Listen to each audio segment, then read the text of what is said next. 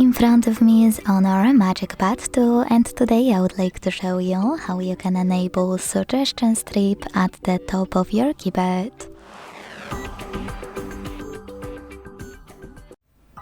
Begin by opening Devices Settings and scrolling all the way down to hit System and Updates. Then select Language and Input, Gboard,